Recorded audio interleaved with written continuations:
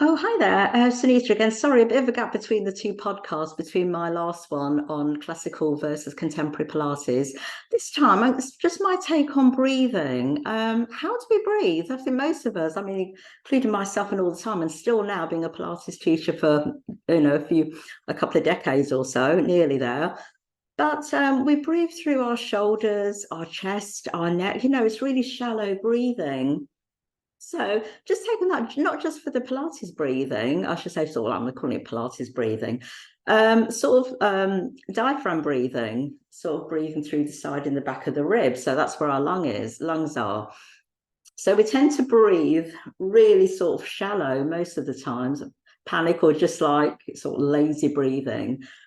But into the Pilates principles, the diaphragm side and the back of the ribs breathing, if you just sort of connect your abdominals in and up.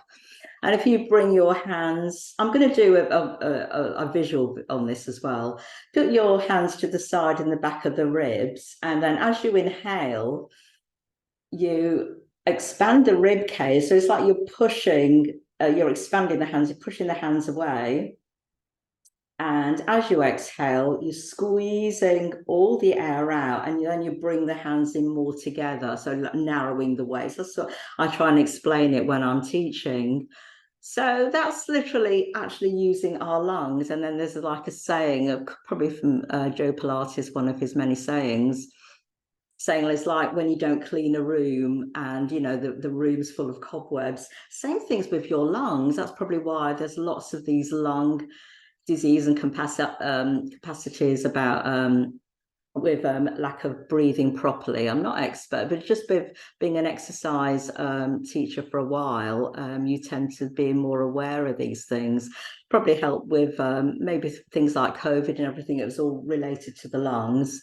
So if you sort of breathe to the side and the back of the ribs, a little bit better, and also emphasizes it actually engages automatically. You don't have to think about your pelvic floor. You're engaging through the pelvic floor automatically, and even the abdominals in and up. You get that natural connection with the abdominals. It contracts automatically, and also you're not tensing up through the throat and through the shoulders.